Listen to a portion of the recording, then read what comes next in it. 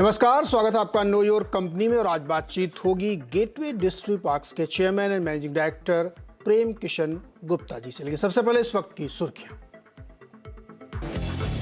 कमजोर शुरुआत के बाद बाजार में शानदार रिकवरी का मूड। सेंसेक्स नीचे से करीब 700 पॉइंट्स उधरा। निफ्टी भी 17,600 के ऊपर। बैंक और एनबीएफसी शेयर्स में सबसे ज्यादा मजबूती। भारत की ग्रोथ में है दम। 18वीं Motilal Oswal global impact conference में बोले रामदेव अग्रवाल, आईटी शेयर्स की जल्द हो सकती है वापसी। बैंक, फाइनेंशियल, ऑटो में भी अच्छे मौके। रक्षा साजो सामान के लिए सेना के टेंडर के बाद डिफेंस शेयर्स में तेजी। मिधानी करीब 5% ऊपर। अपोलो माइक्रोसिस्टम्स में लगा अपर सर्किट। एमटार, भारत डायनेमिक में भी अच्छी तेजी।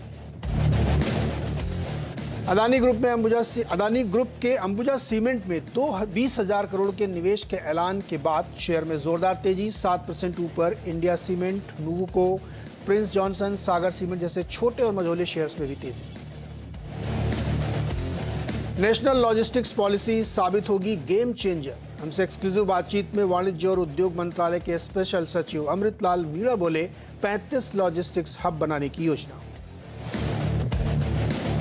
चावल एक्सपोर्ट पर फूड सेक्रेटरी का बड़ा बयान। कहा सरकार का चावल एक्सपोर्ट पर और प्रतिबंध लगाने का कोई इरादा नहीं। इस खबर से एलटी फूड्स में करीब 11% की तेजी। केआरबीएल, चमन लाल सेतिया एक्सपोर्ट में भी 3% की मजबूती। तो नजर डालिए एक बार बाजार पे। एक बेहतरीन रिकवरी बाजार में देखने को मिली। अच्छी खासी मजबूती से कामकाज किया। शुरुआत हुई थी काफ़ी ठंडी थी, लेकिन उसके बाद से मार्केट ने रिकवर किया। लेकिन इस वक्त आप देखिए तो ऊपरी स्तरों पर टिकने में थोड़ी थोड़ी दिक्कत आ रही है मार्केट को। वजह बिल्कुल साफ है, क्योंकि अमेरिका में इसी हफ्ते बुधवार देर रात रेट पे फैसला होना है। इसके साथ ही बहुत सारे यूरोपियन सेंट्रल बैंक्स भी रेट पे फैसला करेंगे। उससे पहले बाजार में एक नर्वसनेस है यूएस मार्केट में। यूएस फ्यूचर्स भी अगर दिखाइएगा तो उसकी वजह से तमाम जो ट्रेडर्स हैं उनके मन में क्या आशंका, डर है, जिसकी वजह से बाजार में रिकवरी आती है ऊपर, लेकिन ऊपर थोड़ी बहुत प्रॉफिट बुकिंग देखने को मिली। जैसा कि इस वक्त अपने बाजारों में भी अगर आप देखें तो जितनी मजबूती शुरुआत में थी वो हल्की थी, थोड़ी सी कमज़ोर हुई, लेकिन अभी भी कोई दिक्कत चिंता की बात नहीं है। कौन बाजार को मजबूती दे रहा है? कंट्रीब्यूशन में आप देखेंगे तो एचडीएफसी ट्विंस से काफ़ी मजबूती है। बजाज फाइनेंस, इन्फोसिस और स्टेट बैंक की तरफ से भी काफ़ी सपोर्ट मिल रहा है। जबकि ड्रैग कौन कर रहा है? ICICI bank, power grid, Tata motor जैसे शेयर्स थोड़े थोड़े नीचे की तरफ उनको ले जाते हुए दिख रहे हैं। तो निफ्टी में ये तस्वीर बन रही है। लेकिन अगर आप सेक्टोरली नज़र डालेंगे तो PSU bank, media, Nifty financial services, auto, bank में अच्छी तेज़ी है। और आईटी में भी हल्की रौनक है। कुछ में है, कुछ में वीकनेस है, लेकिन थोड़ी सी रौनक यहाँ पे बनती हुई दिखाई दे रही। तो बाजार एक दिशा ढूंढने की आप कह सकते हैं कोशिश कर रहा है, या ये कह सकते हैं कि एक बड़े इवेंट से पहले अपने आप को एडजस्ट कर रहा है। और ट्रेडर्स मार्केट है, इसमें कोई शक नहीं है। प्रकाशगावा.com के प्रकाश गावा सर हमारे साथ जुड़ गए। गावा सर, बहुत स्वागत है आपका। ये जो बाजार इस वक्त हम लोग देख रहे हैं, सुबह कमज़ोर शुरुआत हुई, फिर एकदम से बढ़िया से रिकवर किया और अब एक प्लेटो जैसा बनता हुआ दिख रहा है। तो क्या बाजार में थोड़ी नर्वसनेस है क्या अभी इस वक्त? अगर लोग आपको मिस इतना कर रहे थे कि मुझे मैसेजेस भेज रहे थे और मुझे पता नहीं था कि आप कब लौटेंगे। सर एक्चुअली पता तो मुझे भी नहीं था। मैं गया तो था, लेकिन किसी खास पर्पज से, तो एग्जैक्ट डेट मुझे नहीं मालूम थी। लेकिन फिर मैंने लोगों को बताया कि मैं सोमवार से आऊँगा। जी, अच्छा है, कोई बात नहीं, लोग मिस करते हैं तो अच्छा है। नहीं बिल्कुल सही। पर निफ्टी जो है यहाँ पर एक डबल टॉप बना हुआ है। प्रीवियस स्ट्रक्चर वीक है, तो ये अपमूव मिला, मैं कहूँगा एक रिएक्टिव अपमूव है। मतलब ऊपर तो गया है नीचे आने के लिए, क्योंकि मार्केट में अब तक स्ट्रेंथ नहीं है। और बैंक 17,000 मैं कहूँगा 700 पार करना जरूरी है। और बैंक निफ्टी में जो पैटर्न बना हुआ है, एक लगता है कि एक रिवर्सल पैटर्न बन रहा है, लेकिन वो कंप्लीट नहीं हुआ। जब तक कंप्लीट नहीं होता तब तक हम कहेंगे वीक पैटर्न है, डबल टॉप बन गया है यहाँ पर। तो यहाँ पर भी वीकनेस है और बैंक निफ्टी में स्ट्रॉन्ग रेजिस्टेंस है करीब 41,200 के आसपास। तो मुझे लगता है वीकनेस दोनों में ही है। अपमूव है, लेकिन अपमूव में इतना लगता है फेक अपमूव। तो वो थोड़ा सा इवेंट से पहले की स्थिति। तो गावा सर, स्टॉक्स तो बहुत सारे हैं जहाँ पे अच्छे मूव्स बनते दिख रहे हैं। आज सीमेंट शेयर्स में काफ़ी तेज़ी है। राइस वाले शेयर्स में भी अच्छी तेज़ी देखने को मिल गई है। कोई शेयर आपको पसंद आ रहा सर? मुझे अंबुजा सीमेंट अच्छा लगता है। यहाँ पर ट्रेड करा है 555 जोन, तो मुझे लगता है 575 तक जा सकता है। 540 कोई स्टॉक लगा कर चले मुझे लगता है अंबुजा सीमेंट में एक अच्छी तेजी नजर आती है। सीमेंट पे पैक थोड़ा ठीक ही नजर आता है। अंबुजा सीमेंट 7.5% ऊपर है, 555 रुपये 55 पैसे पे ये गावस्कर को अच्छा। गावस्कर स्कॉट्स में अगर आप देखें, स्कॉट्स कुबूटा में 8-8.5% की तेजी है। यस, एक पैटर्न बना हुआ है, एक रिवर्सल पैटर्न बना हुआ है जो वीकनेस का वीकनेस को कवर कर गया। बेसिक चार्ट स्ट्रक्चर पॉजिटिव है, थोड़ा 2-4 दिन 6 दिन की जो वीकनेस थी उसको कवर कर गया। अब वो ऑन है इसमें। एस्कॉर्ट्स तो बहुत बढ़िया कंपनी है, मुझे लगता है थोड़ा वक्त दीजिए तो 2200 पॉसिबल है। आप एस्कॉर्ट्स में अब ट्रेड कर रहा है 2089, तो मतलब यहाँ से भी 110 रुपया पॉसिबल है आपको मिलने का। पहला टारगेट रहेगा 2150, फिर करीब 2200 भी नजर आएगा।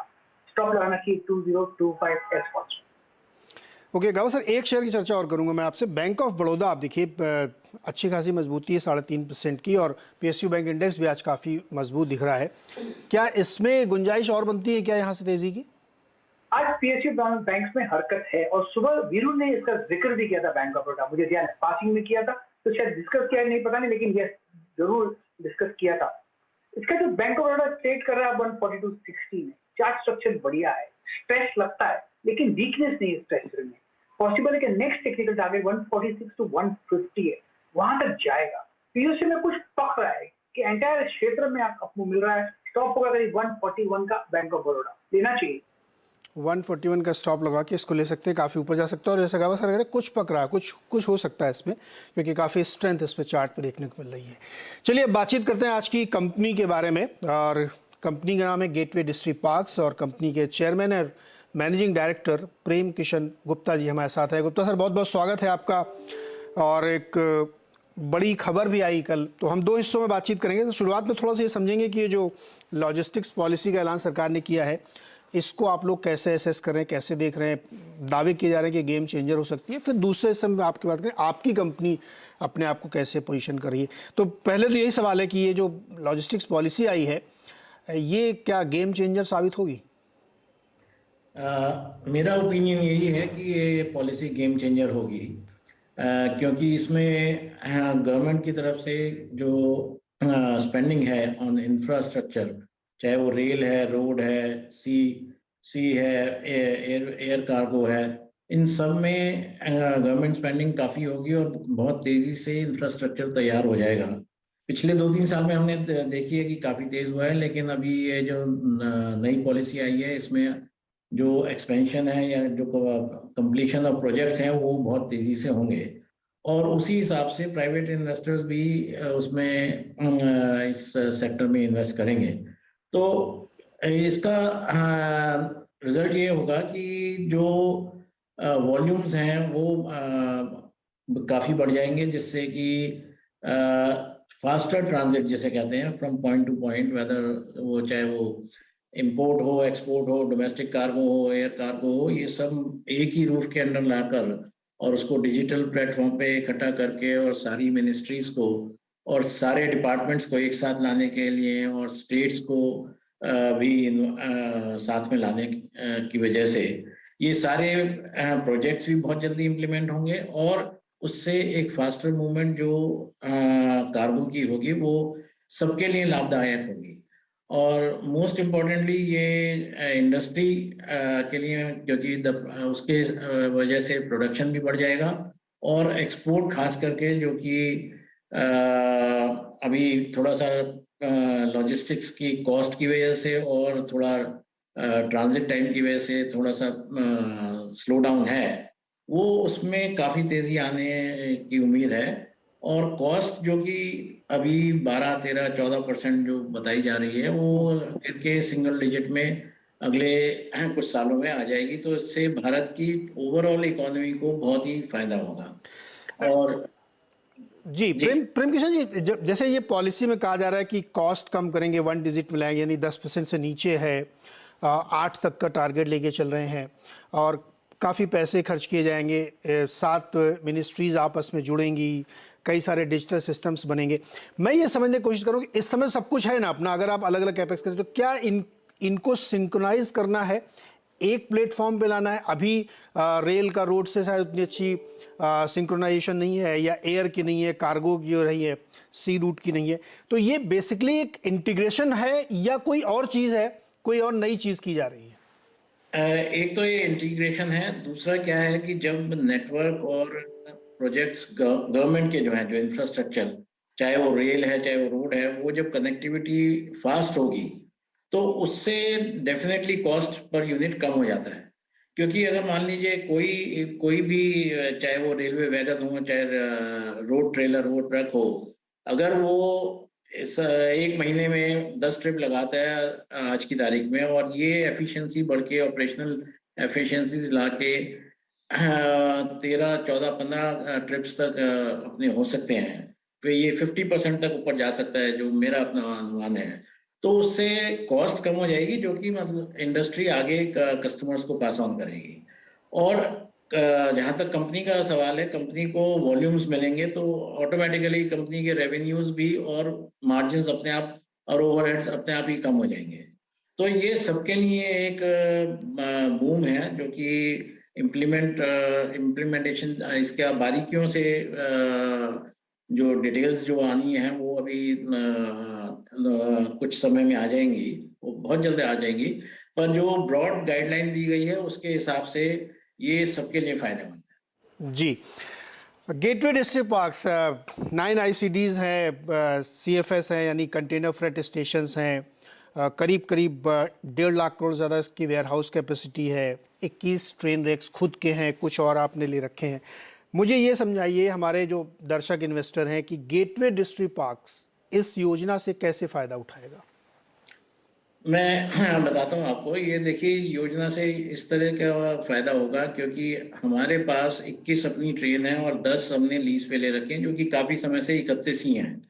और जो 31 ट्रेन जो वॉल्यूम का आज से 2 साल या 3 साल पहले करती थी, उससे 1.5 गुना वॉल्यूम, क्योंकि डेडिकेटेड फ्रेट कॉरिडोर का काफी हद तक तैयार हो गए हैं। ऑलमोस्ट 70-75% तैयार हो गए हैं, और 20-25% जो बाकी है वो अगले 12 महीने में गवर्नमेंट की स्कीम के हिसाब से तैयार हो जाएंगे। तो जहां हमको वॉल्यूम बड़ा हुआ वॉल्यूम मिल रहा है, हमको अपनी ट्रेन नंबर ऑफ ट्रेन्स की कैपेसिटी बढ़ाने की ज़रूरत नहीं है। वही ट्रेन हमारा उतना ही टर्न अराउंड करके, फास्टर टर्न अराउंड करके उतना ही एडिशनल वॉल्यूम्स दे रही हैं। तो ये एक तो कैपेक्स कम हो जाएगा, एक हमारी कॉस्ट कम हो जाएगी उसके हिसाब से, और तीसरा ये है कि ये कस्टमर के लिए जो फास्टर ट्रांजिट एक बहुत इंपॉर्टेंट फैक्टर है एक्सपोर्ट का, कि फैक्ट्री से निकल के बाय रोड और फिर रेल से ट्रांसपोर्ट होके सी साइड पे पोर्ट पे जाना और पोर्ट पे वेसल को कनेक्ट करना, ये जितना तेजी से ये काम होगा उतना ही एक्सपोर्ट के ऑर्डर्स, नए ऑर्डर्स आएंगे, और उतना ही बेनिफिट एक्सपोर्टर्स को ऑन इन्वेस्टमेंट और मतलब ने इंटरेस्ट कॉस्ट, और दूसरा लीड टाइम जो बोलते हैं कि भाई कम हो जाएगा। तो इंडस्ट्री की प्रोडक्शन बढ़ेगी, और इंडस्ट्री की प्रोडक्शन बढ़ेगी तो मूवमेंट ऑफ गुड्स डेफिनेटली बढ़ेगी। और वो सारी कंपनियों को, और खास करके हम लोगों को जहां हमने लॉन्ग डिस्टेंस रेल टर्मिनल्स का ऑलरेडी पोजीशन ले रखी है, और हम 2 और टर्मिनल बहुत ही थोड़े समय में अपने तैयार हो रहे हैं उसको, उसमें इन्वेस्ट करने के लिए। और आगे आने वाले 4-5 साल में इसी हिसाब से अगर ये पॉलिसी इम्प्लीमेंट होती है तो हर साल 1 या 2 नए टर्मिनल आएंगे, जो कि एक नेटवर्किंग इफेक्ट होता है, जिसका हर कोने से पोर्ट तक या पोर्ट से हर कोने तक आने जाने में बहुत ही सुविधा होगी। किशन जी, ये जो 2 नए टर्मिनल का आप जिक्र कर रहे हैं कि आप अगले 2 सालों में आ जाएंगे, ये कहाँ पे है? ये नॉर्थ इंडिया में ही है अभी, क्योंकि उनका फाइनल एज पर रूल्स हमको तभी अनाउंस करना है जब डील कंप्लीट हो जाएंगी। तो ये नॉर्थ ऑफ इंडिया में ही है, और ये long distance to the ports हैं, to western ports, Mundra, Pipavav and Nava Sheva. अच्छा सर, ये JNPT वाला जो डेडिकेटेड फ्रेट कॉरिडोर था, वो पूरा चालू है कि नहीं अभी? नहीं, ये एक वडोदरा तक बन रहा है। उसके बाद वडोदरा टू नवा शेवा में कुछ लैंड एक्विजिशन प्रॉब्लम थी, वो भी अब सॉल्व हो गई हैं, और गवर्नमेंट के अनाउंसमेंट के हिसाब से ये मिड 2023 तक तैयार हो जाएंगे। तो उससे तीनों फ्रेट कॉरिडोर से की तैयारी से मुद्रा पिपावा और नावल सेवा से ये एक बहुत बड़ा बूस्ट मिलेगा ट्रेड को। बड़ा लंबा समय हो गया सर, इसको 8-10 साल हो गए, अभी तक हो नहीं पाया। हम लोग सोचा था कि हाँ, हो जाएगा। लेकिन पिछले 2 साल में आप देखें तो बहुत तरक्की हुई है, तेज बहुत ही काम हुआ है तेज काम हुआ है। जी। तो अपने बाकी का बचा हुआ 1 साल में हो जाना चाहिए, और उसके हिसाब से बहुत ही तेज टर्न अराउंड आप देखेंगे, जो कि इस वक्त लोग उम्मीद नहीं कर रहे। लेकिन क्योंकि हम लोग इस बिजनेस में हैं, तो ये अभी जो 40 घंटे 42 घंटे लग रहे हैं वो घट के 24 घंटे से कम हो जाएंगे, यहाँ तक कि 20 घंटे तक भी आने की उम्मीद है। अरे वाह, बहुत ही शानदार। अच्छा प्रेम किशन, ये तो हो गया इंफ्रास्ट्रक्चर और कैपेक्स और ये सब जो लॉजिस्टिक्स के लिए काम हो रहा है। अब मूल सवाल मेरा एक ये भी है कि क्या बिजनेस हो रहा है बढ़िया? क्योंकि हम लोग दुनिया भर की खबरें तरह तरह की सुनते रहते हैं, इधर उधर देश दुनिया में, इधर मंदी उधर रिसेशन, ये वो फलाना ढिमकाना। अपने देश में इनलैंड का जो बिजनेस है या जो बाहर से भी आ रहे हैं कंटेनर के लिहाज से भी, वो कैसा चल रहा है? देखिए, अभी तक कोई कमी नहीं है। थोड़ी बहुत अड़चनें आई थी जब यूक्रेन रशिया वॉर हुआ था, तो लेकिन रशिया से कंटेनर बिजनेस बहुत ही कम था, तो उस टाइम डायरेक्ट इफेक्ट नहीं हुआ, लेकिन इनडायरेक्ट सप्लाई चेन डिस्टर्ब हो गई, क्योंकि वेसल्स जो शिपिंग लाइंस मूवमेंट करती थी उसमें थोड़ा मतलब डिले हो गया। फिर दूसरा ये हुआ कि कोविड जो चाइना में शटडाउन हुआ, शंघाई में और दूसरे पोर्ट्स पर, उसकी वजह से थोड़ा फर्स्ट क्वार्टर में ये जो 2022-23 का है उसमें थोड़ा जो बढ़त थी वो उसकी उम्मीद वो नहीं हुई, लेकिन ऐसा नहीं है कि वॉल्यूम कम हुए। और इसी तरह से Q2 में भी मतलब अभी वॉल्यूम्स अच्छे हैं और सही जा रहे हैं। आगे आने वाले समय में कुछ कहा नहीं जा सकता, बट इंपोर्ट्स तो बढ़ रहे हैं। एक्सपोर्ट्स का अगर यूएसए में और यूरो जोन में कुछ स्लो डाउन हुआ तो उस पर इम्पैक्ट पड़ सकता है, लेकिन फिर भी क्योंकि चाइना भी इस स्थिति में नहीं है कि उनकी भी इकोनॉमी स्लो डाउन हो रही है, तो बस इंडिया और यूरोप की बुकिंग्स में कुछ आप नरमी देख रहे हैं? ही नहीं, क्योंकि अभी तो इस साल सीजन अभी आने वाला है यूरोप में, इनका फेस्टिवल सीजन और सेल्स वगैरह भी शुरू होनी है, तो अभी तो शिपमेंट्स जारी हैं। अब अगले साल क्या होगा ये कहना बड़ा मुश्किल है। ये डिपेंड करता है बाकी सब चीज़ों पे, जैसे इंटरेस्ट रेट्स की कह रहे हैं कि फेड रेट्स बढ़ाएगा, यहाँ इंटरेस्ट रेट्स का क्या होता है। मैं ये समझता हूँ कि India in comparison to other countries बहुत अच्छी स्थिति में है, और यहाँ की लोकल कंजम्पशन और लोकल प्रोडक्शन काफ़ी अच्छी रहेगी। पिछले और 3 महीने में फ्रेट रेट कितने बढ़े हैं? ये लोकल फ्रेट रेट तो बिल्कुल नहीं बढ़े हैं। इंटरनेशनल इंटरनेशनल फ्रेट रेट मैं कहूँगा कि थोड़े नरम हुए हैं, अपने कम ओके। हुए हैं, लेकिन मतलब इतना नहीं कि पिछले साल से डेफिनेटली कम है। और अवेलेबिलिटी ऑफ कंटेनर्स भी ज़्यादा है, क्योंकि शिपिंग लाइंस ने काफ़ी एम्प्टी कंटेनर्स यहाँ पर पोजीशन करे, और उससे एक्सपोर्टर्स को कंटेनर मिलने में कोई दिक्कत नहीं हुई। ओके प्रेम किशन जी, बहुत बहुत शुक्रिया हमारे साथ जुड़ने के लिए और विस्तार से समझाने के लिए कि ये लॉजिस्टिक्स पॉलिसी से क्या होने वाला है और किस तरीके से कंपनियां इसका फ़ायदा उठाएंगी और कॉस्ट कम होने में बड़ी मदद मिलेगी और तेज़ गति से काम हो पाएगा। गुप्ता जी, बहुत बहुत शुक्रिया हमारे साथ जुड़ने के लिए। धन्यवाद। तो ये थे गेटवे डिस्ट्रिक्ट पार्क्स के चेयरमैन प्रेम किशन गुप्ता जी, जो हमें बता रहे थे कि इस पॉलिसी का क्या मतलब, कैसे समझना चाहिए। और इस बीच सेंसेक्स 350 पॉइंट और निफ्टी 100 पॉइंट मजबूती के साथ कामकाज कर रहा है। जो बीच में थोड़ा सा नरम पड़ा था वो फिर से एक बार ऊपर की तरफ गया। छोटा सा ब्रेक के बाद मार्केट की कुछ और चर्चा।